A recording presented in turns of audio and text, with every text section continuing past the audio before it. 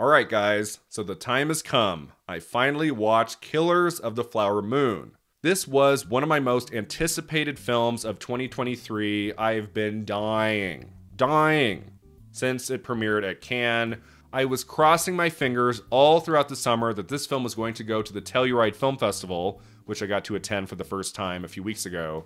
But it didn't play there, and I was very sad. And then the film came out the day I left for a birthday weekend, and then I came back, and things were kind of crazy, so I didn't get to see the film like right when it came out. And so I finally found an afternoon this week to watch a 3.5-hour movie. It was a long afternoon, but I was just so excited. Martin Scorsese, every time this guy has a new movie, it's an event. We're only getting one every 3 or 4 years. And all the early word of Killers of the Flower Moon was through the roof. Very positive, saying it's one of his very best movies. And I sat down like ready for a great experience. Something that I was never going to forget. And there is a lot to love about Killers of the Flower Moon. Like, this movie has some really terrific things in it. But overall, I have to be honest, I am only honest on this channel. Like, I wasn't going to walk out and be like, let me just tell the world what they want to hear. I am mixed about Killers of the Flower Moon, and what's really, really frustrating for me is that for a while, this is an amazing movie. The first act of Killers of the Flower Moon is beautifully done. You are immediately immersed into this new world with so many interesting touches and details. The characters right away make sense. You understand their relationships, you understand kind of what each one wants, and the cinematography, oh my god, the cinematography of this movie right from the opening shot is stunning. I was so happy I saw it on a giant movie screen. The score is amazing, the production design. Like, for about an hour of Killers of the Flower Moon, I was on board, loving every minute. At the hour mark, I was thinking this might be one of my top 5 films of 2023. Like, that's how much I was digging it.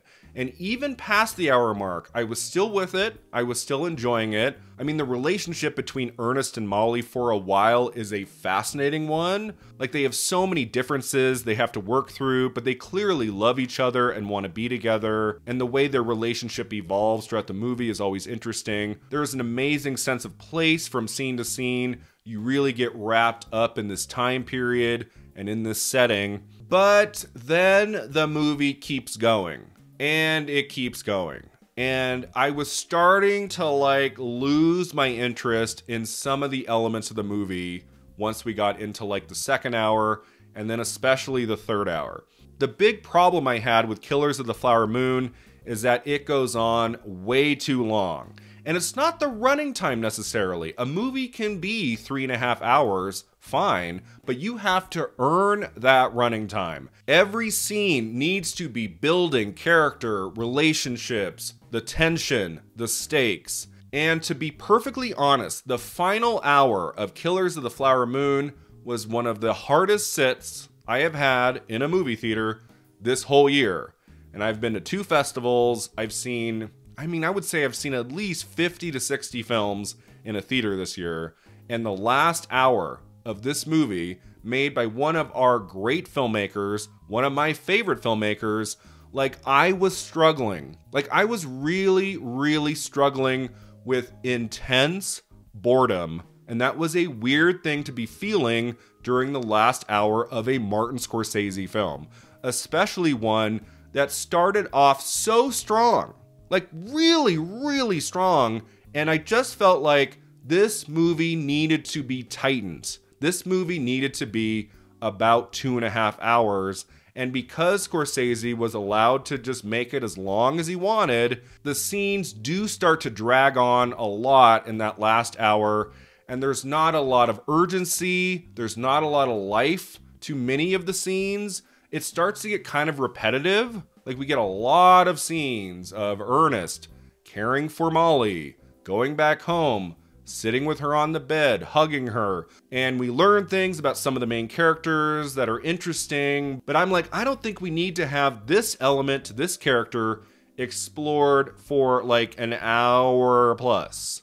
Like, I feel like some of the elements with the Leonardo DiCaprio character, Ernest, could have been tightened. Watching the last hour of Killers of the Flower Moon, it made me think about, like, if Martin Scorsese made Goodfellas today, that film would probably be 3.5 to 4 hours, and it wouldn't be as good. Like, back in the day, Scorsese couldn't just make a 3.5 hour film. Like, he had to make them at a reasonable length for general audiences. And I have found with most movies, that's a good thing. It's not just because, oh, most people don't want to sit through a 3.5 hour movie. Again, the runtime itself doesn't bother me, but if I'm watching something, this goes for a TV show, this goes for a movie, if I'm like, this could be much shorter and still get the same energy across, the same ideas, I do think the storytelling of Killers of the Flower Moon would have much more creative juice, more urgency, more excitement, more interest if Scorsese had been forced to cut out about an hour. Nothing in the last hour of the movie really surprised me that much on an emotional level, on a narrative level, and I felt like a lot of this could go. We could put so much more focus into the character of Molly. Like, I wanted to see more of this story, more of this world told through her eyes. I do feel like Lily Gladstone does what she can with this character, and she's an amazing actress. She does get some really nice moments throughout this film. But Molly in the second half of Killers of the Flower Moon becomes very passive. I mean, partly it's because of what happens to her character and what she's going through, but there's long stretches where we don't see her, and when we do, she's just like laying on a bed, and I'm like, huh. I feel like the movie could have done more with her ultimately, and there's been a lot of talk back and forth, like, is this a supporting performance? Is this a lead performance?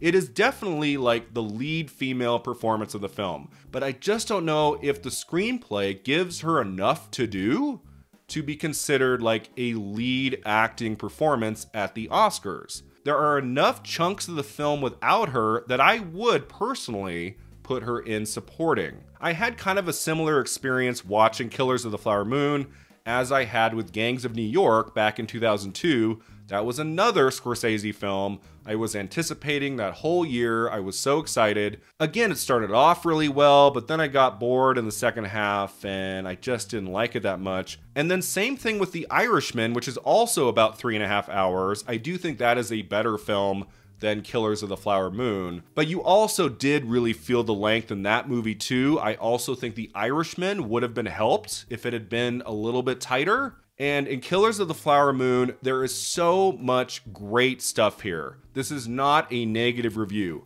I am mixed on the movie. There is a lot to recommend about it. I think it's worth seeing in a theater for sure. And let's be honest, most people love this film. This opinion about the film, I think, is a definite outlier. This happens to me every year. Almost every year, there's one big Oscar contender that I just didn't respond to the way that other people did. For 2023, the big Academy Awards contender that most people love, that's probably gonna get 11, 12, maybe more nominations, that I am just kind of so-so on. For me, this year, it's Killers of the Flower Moon. Like, when I compare this theatrical experience to Oppenheimer last summer, that was a 3-hour film that never bored me once. I was totally absorbed in every scene of Oppenheimer, and I always got the sense that Christopher Nolan was not taking a single minute of that running time for granted. Every moment had building stakes and tension, and it's just so fascinating all the way through. That was how I felt watching the first half or so of Killers of the Flower Moon. But then I felt in the second half, Scorsese was not using every minute of the running time to its full potential. I mean, part of that might be just the structure of the story. It's not the performances. The performances in this movie are outstanding. I mean, let me tell you right now, my most positive takeaway of Killers of the Flower Moon, what impressed me more than anything, was the Robert De Niro performance. Like, he has not been this good, I would argue, since Casino in 1995. That includes his Oscar-nominated turn in Silver Linings Playbook. That includes The Irishman, and it also includes all the horrific junk he's made in the last 2 decades. Like, part of me never thought we would get a performance from De Niro this good ever again.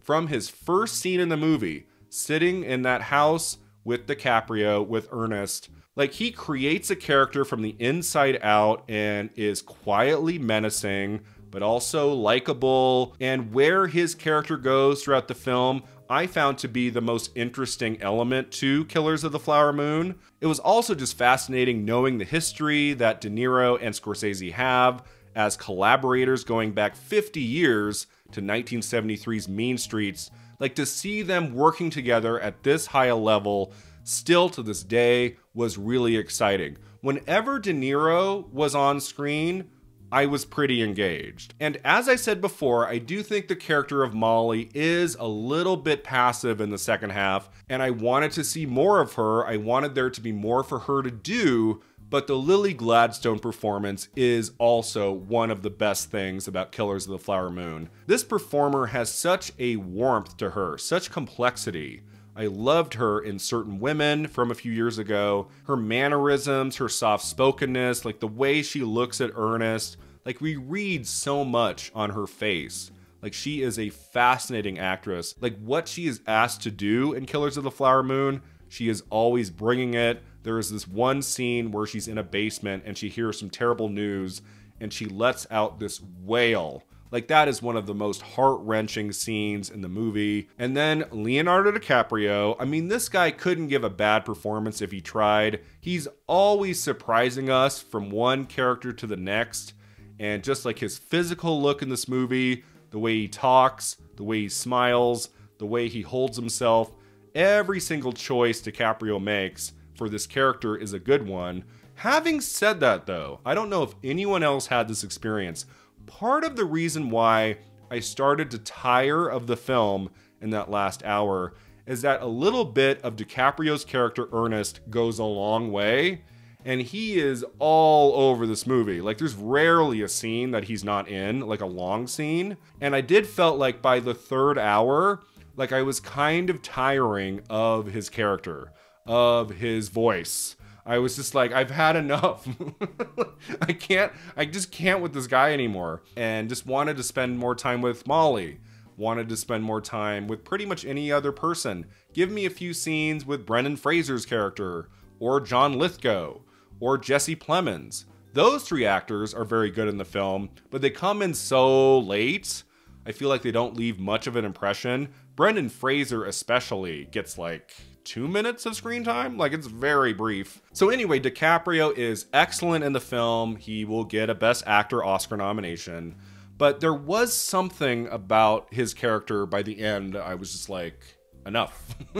I mean, there are so many scenes of great beauty in that first hour especially. And there is one thing I did really like in the last hour, and that was how the whole story is wrapped up. Something kind of creative Scorsese does in that last 3 minutes. I won't give it away here. But I did kind of sit back and go, oh, that's kind of interesting. Like, I was wondering after 3.5 hours, I'm like, how does he wrap this story up in a way that makes sense? And that was kind of a clever way to do it rather than showing like titles on the screen. I was like, oh, that's cool. And then who we see at the very end, followed by a glorious last shot. Like, the ending of the film, the very end, is rock solid. But let's be honest, even in those scenes in the second half where I was kind of checked out a little bit, I was still admiring the cinematography, the editing, the production design, the costume design. On a technical level, Killers of the Flower Moon is spectacular. Like, even when Killers of the Flower Moon wasn't quite working for me, I was still paying close attention to so many of the technical aspects of the movie that I think are really, really strong. And that was another reason why I was so disappointed that I was kind of checking out of the film towards the end, because like, there's so much great stuff happening here. I wish I could love this movie as much as others do. Now, I will make this promise to you. When this film drops on Apple TV Plus in the weeks to come, I will give it a second watch. And if for any reason my opinion of the movie changes, I don't think that's going to happen, Like I will maybe do a follow-up review, a follow-up video. But for now, I know I'm like in the minority. Most people love this film. We all worship Scorsese, as I do. I like or love almost everything he's made, but I do feel like with this film and his previous film, The Irishman, the incredibly long length is not necessary to tell these stories. I mean, I'll say it again over and over, a film can be as long as it wants to be. We can have long, quiet scenes, conversations, but I would say Killers of the Flower Moon especially is a very much narrative-driven movie with a lot going on, with murder, with complicated relationships. And I felt like by the last hour, we were losing track of what we were most interested in. And I felt like the pacing, which is so strong, so confident in that first hour, was starting to kind of lose its way. And too many scenes were going on and on and on. And I'm like, the two most interesting characters in this movie are William, Robert De Niro's character, and Molly, Lily Gladstone's character, and neither one gets much to do in the last hour. So I'm just like, what are we doing here? Why are we spending this much time on a section of the film that I think could be tightened by a lot? So I don't know, that's my 2 cents. I mean, part of me didn't even want to make this video because I know I'm gonna get a lot of hate. I know a lot of you are gonna yell at me and say you're a moron. You might unsubscribe. You might be like, this guy is an effing moron. I don't want to ever hear what he has to say again. You know, that might happen. I had to be honest. And I felt like it was weird to not make a video about this movie, considering it's going to play a big role in award season. I am not going to be sad if Killers of the Flower Moon gets thousands of nominations, it wins a bunch of things on Oscar night. I'm not going to be in the corner like scowling. No. There is a lot to admire about this movie. I'm glad I saw it. There are scenes in this film with such power that I'm never going to forget. And I do look forward to watching the film again, get a second viewing, see how I feel. But for now, I have to be honest and say Killers of the Flower Moon, for me, was kind of a letdown. I give this film a 5 out of 10. Thanks so much for watching. If you enjoyed this video, don't forget to like and subscribe. Let me know in the comments below what you thought of Killers of the Flower Moon. Do you agree with any of my observations? Do you think I'm out of my frickin' mind? We'll see you next time at the Awards Contender.